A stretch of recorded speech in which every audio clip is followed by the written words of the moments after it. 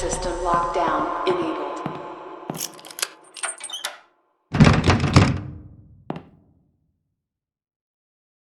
Ever since my first day working here, I've felt a little strange. Now, after what happened that day, things seem to be getting even stranger. I'd even go so far as to say creepy. I've been an embalmer for years now, and I'm very passionate about my job. I've always felt comfortable with what I do, so it's pretty unusual that I feel this way. 2 of my colleagues have died. I had to embalm them both. However, grief can't explain this feeling. Up until just 4 days ago, I hadn't even known about the history of this funeral home. I already knew that it was ridiculously old, but what I didn't know was that it allegedly harbors some kind of powerful aura which traps and torments the spirits of people who have died in a state of grief or fear, and have at some point been associated with the building in one way or another. These associations apparently include those occurring post-mortem, such as embalmings and funerals.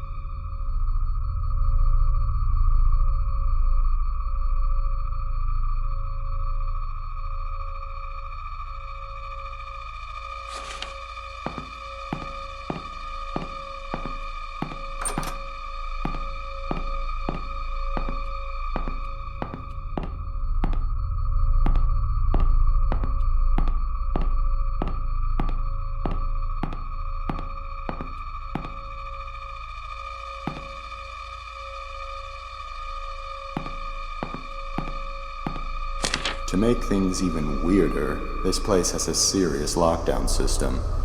Yesterday was the first time I've ever seen it used, and many of the workers, including myself, were ordered to wait in the family room until the situation was taken care of. No one I've spoken to about it knows why it was done, or at least they won't say. All I know is that these safety glass windows and electronic gates appear to be designed for keeping things in rather than out.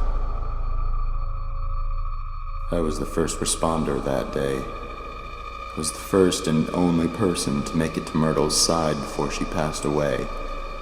She managed to give Sullivan a parting "I love you" on that baby monitor, but that was the last communication they ever had. The last thing she ever did was give me that piece of paper. It was a short poem she had written for Sullivan earlier that day. She asked me to give it to him, and I promised her I would. Then she slipped away. I guess Sullivan had picked up by Myrtle's weak rasping in the baby monitor that something was happening to her, because soon after she'd passed, he came running into the hall from the upstairs arrangement room. But he was too late. She was gone. That's when he broke down. I'd never seen him show so much emotion towards Myrtle before. Then, of course, the rest happened. I'll keep my promise, even now. It's all I can do for my dear friends.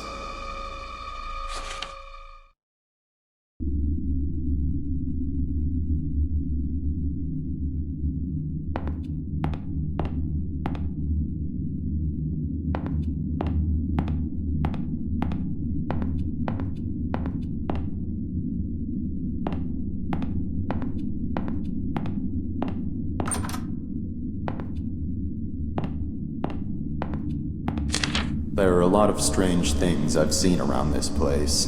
For instance, the fireplace that isn't even a real fireplace.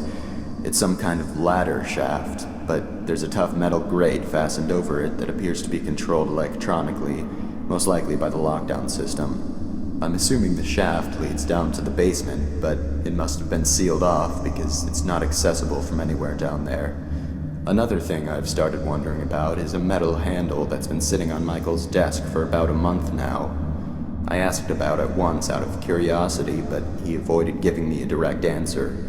He told me it broke off of something. I had already assumed this, seeing as it's covered in dirt and rusted around the edges where it had clearly been attached to something for a very long time. Perhaps the biggest mystery I've encountered here is the place Myrtle always went for privacy.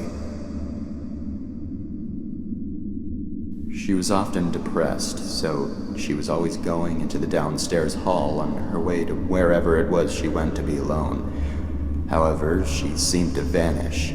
The only place she could have gone from that hallway is down into the basement, but I went down there one day to ask her something and I couldn't find her. I'm wondering if there's a secret room somewhere down there. After all, I did learn from Michael that this building is from the 1600s, long before it was ever a funeral home. Buildings as old as this one sometimes have quite a few secret areas.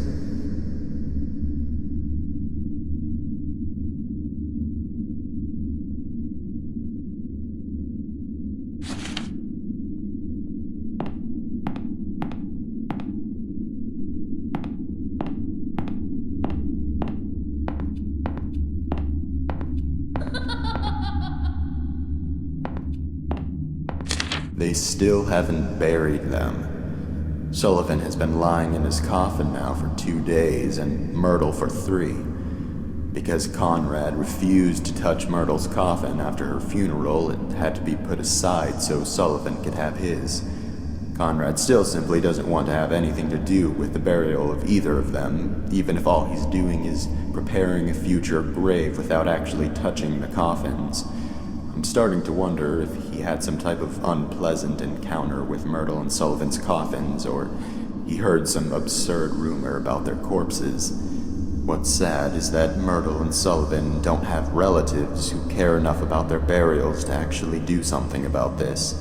Michael was embarrassed to have to tell all the relatives and friends that the actual burials couldn't be held yet. Even so, none of them objected. Maybe they just didn't see a point in doing so, considering the person they would be doing it for is already gone. I don't know. As far as feeling nervous around coffins, I do get a strange vibe now in the visitation room. The atmosphere in there is starting to feel different.